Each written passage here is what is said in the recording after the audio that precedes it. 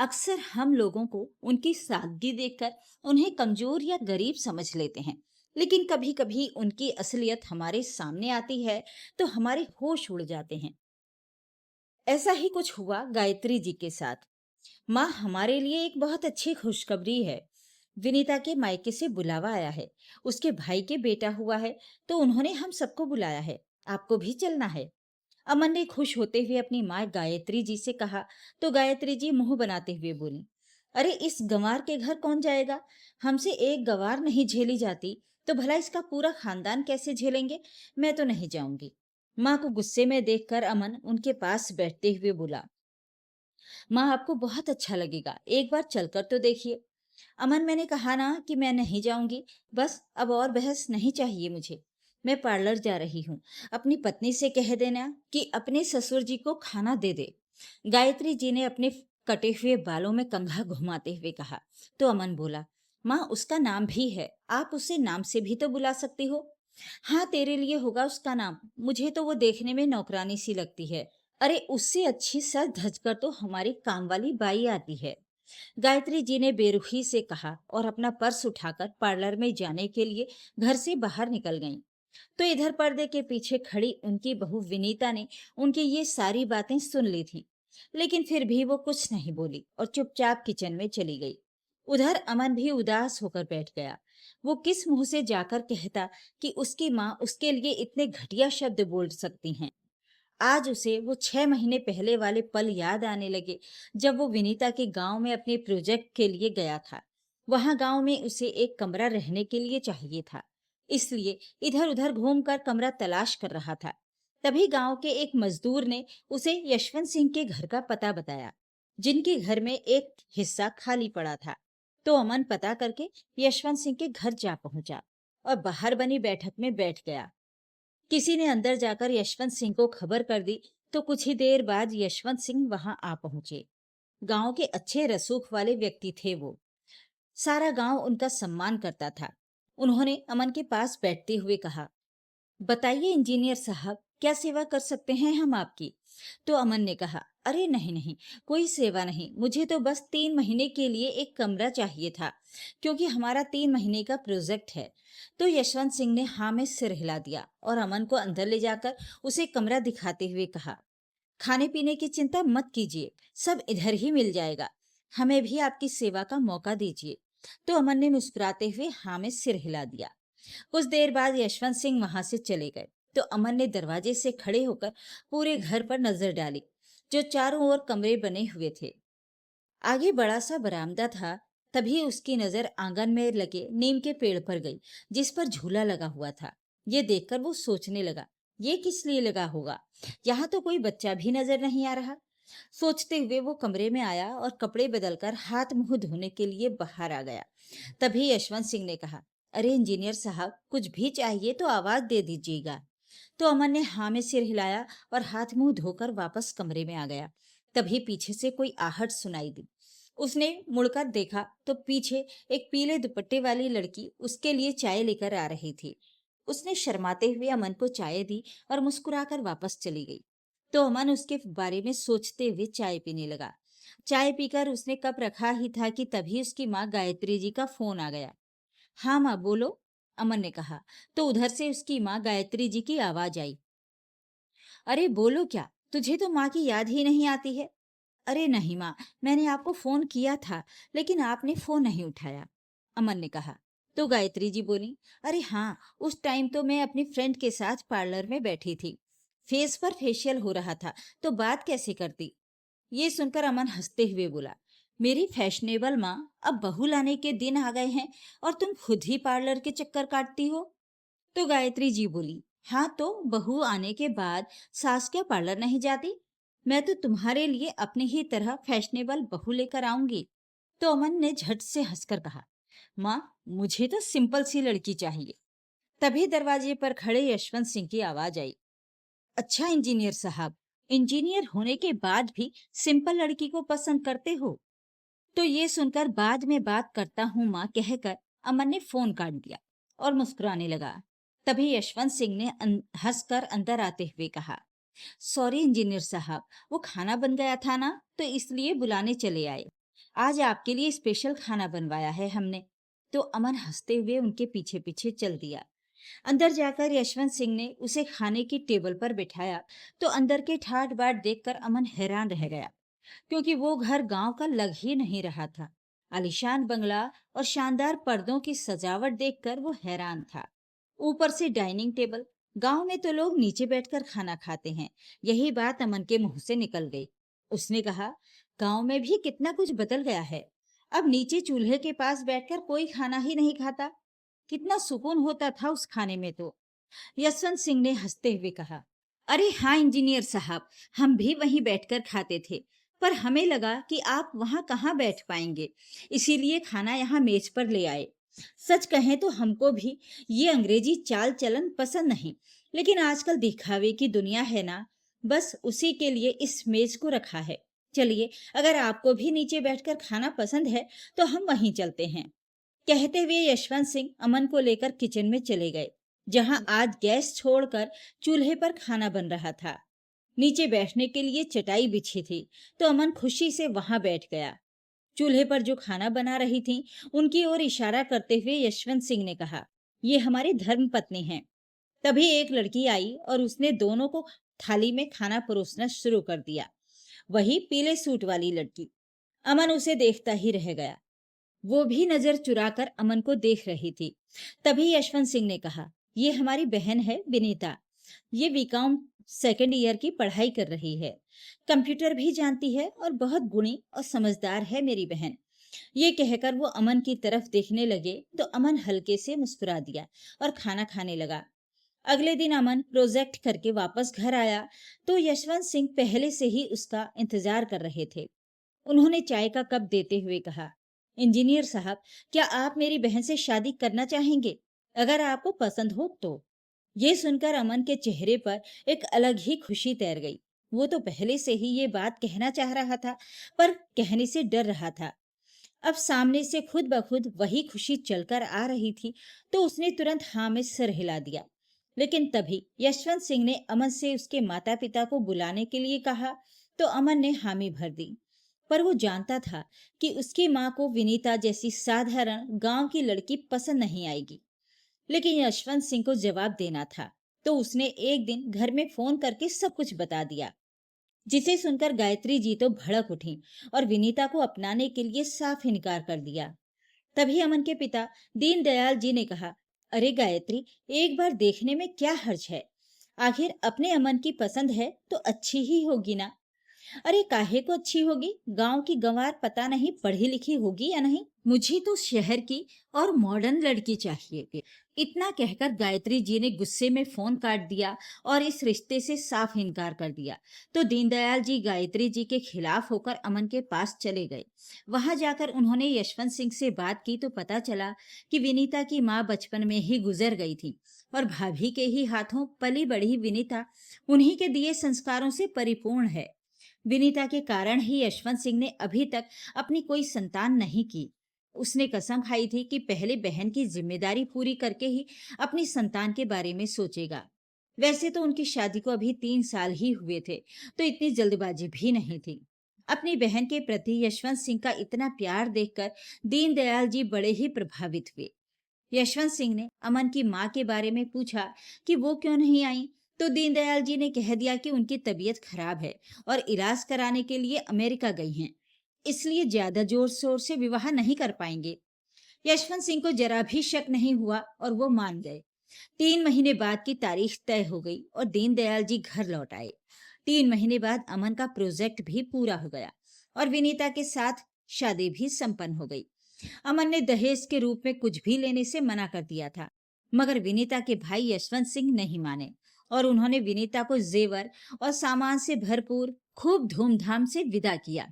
अब अमन का डर ये था कि विनीता के घर पहुंचते ही मन न जाने अपने क्या रंग दिखाएगी, लेकिन उसने अपने पिताजी को सब संभालने को बोल दिया था। जैसे ही वो दरवाजे पर पहुंची तो कुछ खास तैयारी नहीं थी, पर विनीता ये जानती थी कि उसकी सास तो अमेरिका में है, इसलिए तैयारी कौन करता। ये सोचकर वो चुपचाप घर के अंदर आ गई। लेकिन गायत्री जी गुस्से में बाहर ही नहीं आई और कमरा बंद करके बैठी रही। तभी कुछ देर बाद अमन ने विनीता के पास बैठते हुए कहा, विनीता, मुझे तुम्हें कुछ बताना है। तो विनीता हैरानी से अमन की ओर देखते हुए बोली, जी कहिए ना, आप इतना क्यों सोच रहे हैं? तो अमन ने अपनी माँ के बारे में बताते हुए कहा, विनीता, मुझे माफ कर दो, मैंने तुमसे झूठ बोला था। मेरी माँ कोई बीमार नहीं हुई थी, वो यहीं पर हैं।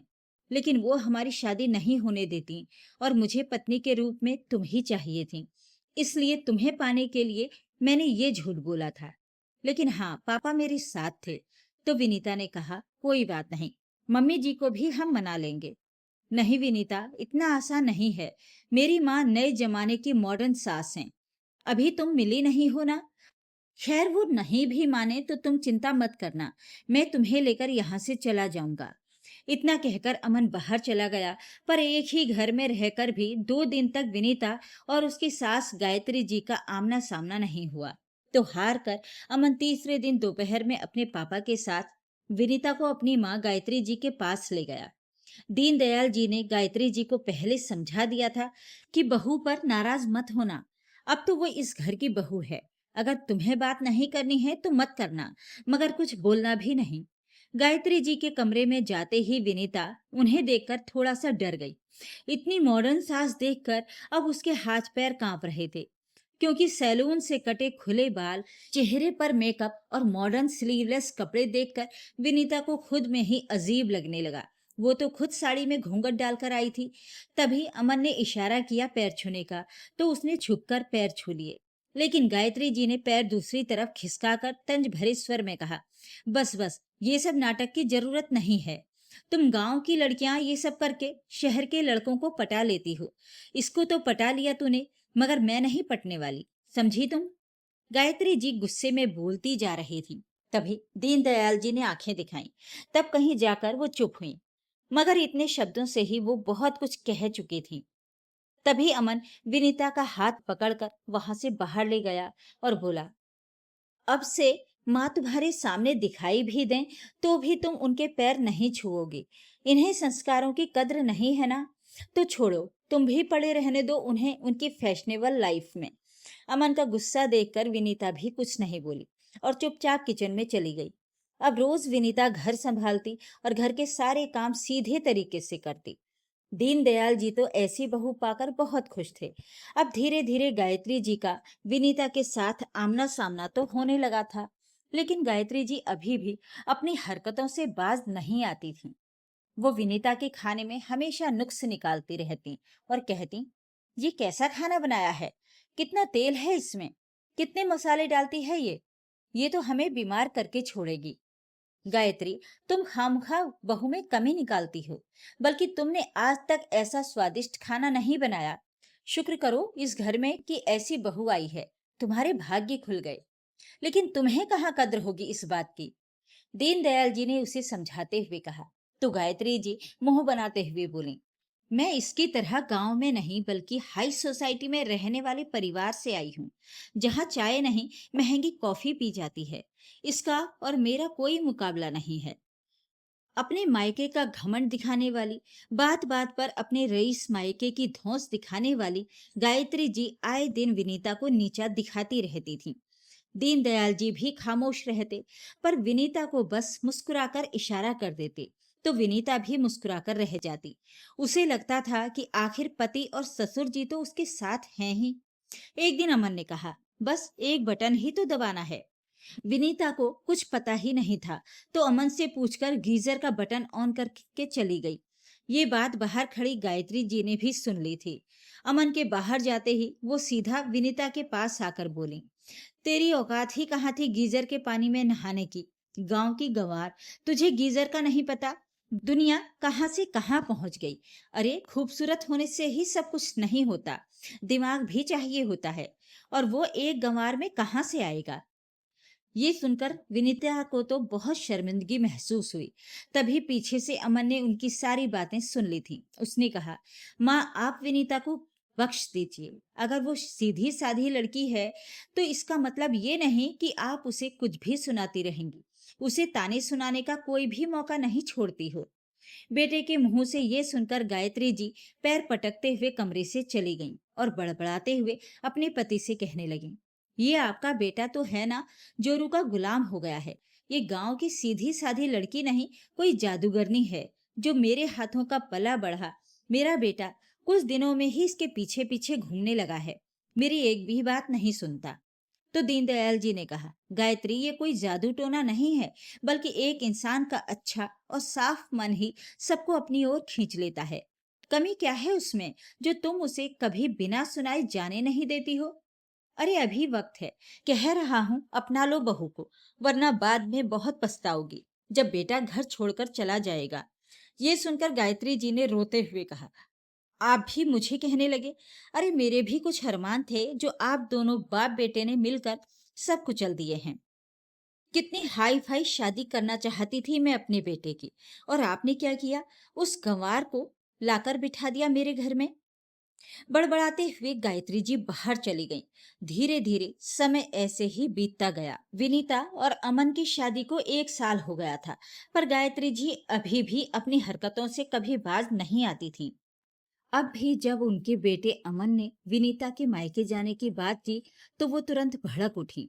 उन्होंने बहू के मायके जाने से साफ इनकार कर दिया। तो दीनदयाल जी ने कहा, अरे तुम समझती क्यों नहीं हो? वो तुम्हारा समझाना है। नसीब वालों को ही मिलते हैं ऐसे समधी, वरना आजकल तो सब अपनी बेटी दामाद को बुलाते हैं, उसके सास ससुर को कोई नहीं पूछता। और वो तो विनीता का भाई है, तो वो तो तुम्हारे बेटे के बराबर है। तभी गायत्री जी ने गुस्से से कहा, मैंने एक बार बोल दिया ना कि मुझे उस गांव में कदम भी नहीं रखना। न जाने किस झुग्गी झोपड़ी से आई है। इस गंवार के घर जाकर मैं अपना स्टेटस खराब नहीं करना चाहती हूँ। ये सुनकर अमन ने जोर से चिल्लाकर कहा, ठीक है माँ, मत जाइए, लेकिन अगर हम वहां गए तो फिर वापस नहीं आएंगे, हम वहीं रहेंगे। ये सुनकर गायत्री जी चौंक उठी। तो दीनदयाल जी ने उसे समझाते हुए कहा, गायत्री एक बार चलकर तो देखो। अरे अपने बेटे के लिए ही चलो। अगर तुम अब नहीं गई तो हमारा बेटा ये घर छोड़कर चला जाएगा, और क्या तुम्हें ये मंजूर होगा? तो गायत्री जी कुछ नहीं बोली और चुपचाप अपने कमरे में चली गईं। अगले दिन सुबह जैसे ही अमन ने कमरे से बाहर सामान निकालकर रखना शुरू किया, तो गायत्री जी ये सब देखा न गया, और वो रोते हुए अमन से बोली, अमन मैं चलने को तैयार हूँ। ये सुन विनीता मुस्कुरा उठी, लेकिन वो ये नहीं जानती थी कि गायत्री जी ये सब सिर्फ अपने बेटे अमन के लिए कर रही हैं। अगले दिन सब जाने के लिए तैयार हो गए, लेकिन तब भी गायत्री जी तंज कसने से बाज नहीं आई। पता नहीं वहां कैसे रह पाऊंगी, वहां तो टॉयलेट भी नहीं होगा और एसी भी नहीं होगी। तभी अमन ने कहा, अरे माँ ऐसा कुछ नहीं है, आप अभी जानती नहीं हो ना विनीता के घर को। वो इतना ही बोल पाया कि गायत्री जी बीच में ही बोल पड़ी, अरे मुझे जानना भी नहीं है, मैं बस तेरे कारण जा रही हूँ, वरना गांव में जाना मेरी शान के खिलाफ है, क्योंकि गांव में ना तो ढंग की से लाइट आती है और ना ही कोई व्यवस्था होती है। पूरे रास्ते भर गायत्री जी विनीता को ऐसे ही ताने सुनाती गईं, पर विनीता ने कुछ नहीं कहा, क्योंकि वो जानती थी कि अपनी सास से कुछ भी कहना आग में कूदने के बराबर है। खैर अगले दिन विनीता अपने पूरे परिवार के साथ बधाई लेकर जैसे ही अपने मायके पहुंची, तो घर के बाहर ही ढोल नगाड़ों के साथ उनका स्वागत किया गया। पूरे मोहल्ले में शोर मचा हुआ था कि विनीता बिटिया आ गई है, क्योंकि वैसे भी वो शादी के बाद पहली बार अपने मायके आई थी। गायत्री जी हैरानी से खड़ी ये सब देखती रह गईं। उन्होंने तो इन सब की कभी कल्पना भी नहीं की थी। तभी विनीता के भाई यशवंत सिंह ने आगे बढ़कर गायत्री जी के पैर छूते हुए कहा, धन्यवाद माता जी, जो आप हमारे घर आईं। आज ऐसे भव्य स्वागत को देखकर गायत्री जी की आंखें फटी की फटी रह गईं। उन्होंने तो समझा था कि उसकी बहू का मायका किसी छोटे से गांव की छोटी सी झुग्गी में होगा और किसी झोपड़ी में रहते होंगे, मगर इसका घर तो हवेली से कम नहीं। उसने तो बहू को गरीब समझा था, मगर वो तो गांव की राजकुमारी निकली। ये सोचकर ही आज गायत्री जी को शर्मिंदगी महसूस हो रही थी। पूरा गांव विनीता को पलकों पर बिठा रहा था। चलिए माँ जी, मैं आपको अपने मायके का घर दिखा देती हूँ, विनीता ने उनके पास आकर कहा। तो गायत्री जी स्तब्ध सी उसके पीछे पीछे चल दी। अंदर जाकर देखा तो हर कमरे की छत में बढ़िया महंगे झूमर टंगे थे। इतना शानदार घर देखकर गायत्री जी के होश उड़ गए। वो सोचने लगे कि उनका घर तो इसका आधा भी नहीं है, बल्कि एक छोटा सा फ्लैट ही तो है। शहरों में तो ऐसा घर कभी भी देखने को नहीं मिलेगा। और विनीता के भाई यशवंत सिंह तो इस इलाके के बहुत बड़े जमींदार निकले। तभी यशवंत सिंह ने चांदी की थाली में सोने की गिन्नियां रखकर गायत्री जी के सामने रख दी और बोले, माता जी, हमारी विनीता पहली बार मायके आई है, तो ये हमारी तरफ से आपके लिए एक छोटा सा उपहार है। प्लीज इसे मना मत कीजिएगा। हम तो अपनी सामर्थ्य के अनुसार दे रहे हैं और इसीलिए अब प्यार से दे रहे हैं, तो रख लीजिए। अब गायत्री जी को विनीता की तरफ देखने में भी शर्मिंदगी महसूस हो रही थी। अब उन्हें समझ में आ रहा था कि विनीता ने कभी उन्हें पलटकर जवाब क्यों नहीं दिया। आज गायत्री जी को अपने किए पर पछतावा हो रहा था। उन्हें लग रहा था कि जिसे गरीब होने के इतने ताने दिए, हम तो इसके आधे के बराबर भी नहीं हैं। इस लड़की का दिल कितना बड़ा है कि इसने कभी कुछ नहीं कहा और हमेशा मेरा सम्मान करती रही। कभी इसने अपने मायके का घमंड नहीं दिखाया, लेकिन मैं तो बात बात पर इसको अपने स्टेटस की धौंस दिखाती रही। अपनी बहू के मायके को देखकर आज गायत्री जी को अपना मायका भी फीका लग रहा था, जिनके हाई स्टेटस की वो बातें किया करती थी और विनीता को सुनाती रहती थी। अब गायत्री जी को बार बार वही बातें याद आ रही थी। वो कितनी भी कोशिश करती, मगर इतनी अच्छी बहू अमन के लिए कभी नहीं ला पाती। इस बात का आज उन्हें एहसास हो गया था। अब बस वो यही सोच रही थी कि कब उन्हें मौका मिले और कब वो विनीता से अपने कहे शब्दों के लिए माफी मांगे। गायत्री जी का बदला स्वरूप देखकर विनीता भी खुश थी। इधर अमन को भी अपनी माँ से इतनी शांति की कोई उम्मीद नहीं थी, पर वो भी उन्हें शांत देखकर हैरान था। अगले दिन घर वापसी थी तो यशवंत सिंह ने विदाई के समय फिर से अपनी बहन और ससुराल वालों को उपहार से लाद दिया। मायके से विदा होकर विनीता सास ससुर के साथ ससुराल आ गई और घर पहुंचते ही वो तो अपने काम में लग गई। लेकिन गायत्री जी कुछ बदली बदली और खामोश थी। उन्हें कुछ भी समझ में नहीं आ रहा था कि अपनी राजकुमारी जैसी बहू से किस मुंह से माफी मांगे। लेकिन आखिरकार हिम्मत करके गायत्री जी ने उससे कह दिया, बहू, तुम्हारे मायके में तो सब लोग इतने पैसे वाले हैं और हम उनके अंश मात्र भी नहीं हैं। मैं हमेशा तुम्हें नीचा दिखाती रही, लेकिन फिर भी तुमने कभी कुछ नहीं कहा और ना ही मुझे सच्चाई बताई। तुमने ये कभी नहीं जताया कि तुम इतने अच्छे परिवार से हो। ये तुम्हारे संस्कार थे कि तुमने कुछ नहीं कहा। लेकिन मैं काफी शर्मिंदा हूँ तुमको अपनी दबंगाई दिखाकर। मुझे अब बहुत बुरा लग रहा है। मुझे माफ कर दो बहू, प्लीज मुझे माफ कर दो। ये सुनकर अमन हैरानी से अपनी माँ को देखता रहा। तभी विनीता ने कहा, मम्मी जी, मैंने बचपन में ही अपनी माँ को खो दिया था। भाभी ने पाला और माँ का प्यार भी दिया, मगर यहाँ आकर आपको माँ कहा तो माँ की याद आ गई, इसीलिए कभी कुछ नहीं कह सकी। ये सोचकर कि अगर मेरी माँ मुझे कुछ कह देती तो क्या मैं उन्हें कभी कुछ कहती? नहीं ना, इसीलिए नहीं कहा। आप तो माँ है मेरी, बुरा क्या मानना। ये सुनकर गायत्री जी ने कहा, विनीता, ये कहकर तुमने मेरा सम्मान बढ़ा दिया, लेकिन मैं तो माँ का जरा सा भी फर्ज अदा नहीं कर पाई। तभी दीनदयाल जी ने हंसते हुए अंदर आते हुए कहा, देखा गायत्री, तुमने तो अपने बेटे अमन को भी गलत समझा था, जो तुम कहती थी कि वो तो जोरू का गुलाम हो गया है। बल्कि ये तो विनीता के गुण थे जो सबको अपनी तरफ खींच लेते हैं। तुम तो इसके मायके जाने के लिए भी मना कर रही थी। अगर अमन जबरदस्ती नहीं ले जाता तो तुम तो कभी इसकी असलियत जान ही नहीं पाती और हमेशा इसके साथ ऐसा ही सलूक करती। ये तुमने बहुत गलत किया था। तभी विनीता ने अपने ससुर की ओर इशारा करते हुए कहा, कोई बात नहीं पिताजी, अमन ने भी तो उनके खिलाफ जाकर शादी की थी। एक माँ अपने बेटे को पाल पोस कर इतना बड़ा करती है, अगर वही उसके खिलाफ जाएगा तो माँ भी उसके खिलाफ जाने के लिए मजबूर हो जाती हैं। मुझे आज माँ जी से कोई शिकायत नहीं है। अब हम सब लोग एक साथ मिलजुल कर रहेंगे। बहू के मुंह से ये सुनकर दीनदयाल जी की आंखें भर आईं। उन्होंने कहा, देखा गायत्री, मैंने कहा था ना कि तुम्हारी बहू लाखों में एक है। तुम बहुत किस्मत वाली हो जो तुम्हें ऐसी बहू मिली। तभी गायत्री जी ने अपने आंसू पोंछते हुए कहा, आपने बिल्कुल सही कहा जी, हमारी बहू तो लाखों में एक है। चाहकर भी मैं ऐसी बहू कभी नहीं ला सकती थी। कहते हुए गायत्री जी ने विनीता को गले लगा लिया। ये सब देखकर आज अमन के चेहरे पर भी खुशी तैर गई। अब सब लोग एक साथ मिलजुल कर रहने लगे। तो ये थी आज की कहानी। आपको ये कहानी कैसी लगी कमेंट बॉक्स में ज़रूर लिखें। वीडियो को लाइक और शेयर ज़रूर करें और मेरे चैनल को सब्सक्राइब भी ज़रूर कर लीजिएगा। धन्यवाद।